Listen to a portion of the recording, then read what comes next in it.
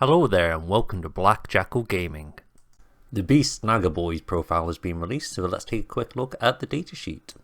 We're going to take a look at the toughness being relatively the same, leadership not being too bad. They've got some solid abilities on the datasheet. Daka is officially dead, melee is as expected, and there's a new keyword as well. Looking at the profile, we'll see that their movement is 6 inches, the toughness 5 as they were in the last edition. They got 1 wound, leadership 7, which is an improvement on last edition. They shouldn't suffer from morale as much as they did in previous editions, and the objective control 2. These are a battle line unit, so we were expecting them to have decent object control. They've got a new keyword though that we've not seen previewed so far, and that is mob. We don't have the rules around it, but expect there to be a couple of stratagems maybe tied into it.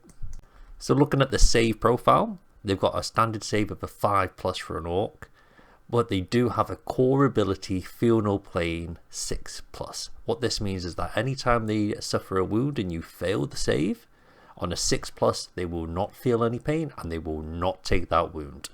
Very nice, makes them a little bit more tough, makes them stand around a little bit longer as well. The knob, like in previous editions, comes with the same profile but gets the additional wound. They've got 1 more standard ability tied into the datasheet, and this is of Monsters Hunters.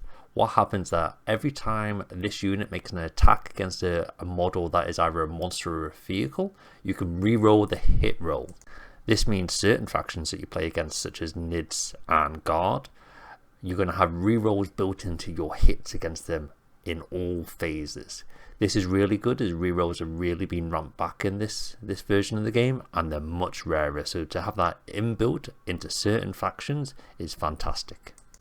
Looking at the weapons, they're pretty much as you'd expect the range weapons to be for an orc army. First up, we've got the Slugger. Standard weapon, it's a pistol, 12-inch range, 1 attack, ballistic skill 5, strength 4, no AP, damage 1. So the other option that these guys get is the Thump Gun. This is an 18-inch range, it's D3 attacks, ballistic skill 5, strength 6, 0 AP again, and damage 2. It does have the blast keyword, so for every 5 models in the unit, you get an additional attack. So it'll be 1 attack for 5 models, 2 attacks for 10, 3 attacks for 15, etc. Now onto the melee weapons, which is what you're really going to be using these guys for, especially going into vehicles and monsters. So the standard weapon they're going to come equipped with is a close combat weapon. It's 2 attacks, weapon skill 3, strength 5, 0 AP, damage 1. The standard upgrade that you have for this unit will be the Chopper. Comes in at 3 attacks, weapon skill 3, strength 5, -1, damage 1. And finally we have the Power Snapper, which you can put on the knob.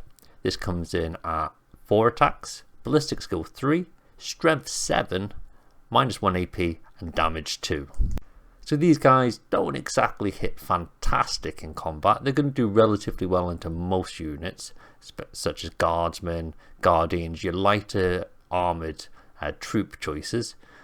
They're going to be relatively well into Space Marines. The lack of AP is a bit of a problem, but that's going to be throughout the entire of this edition. But that strength 5 will really help them.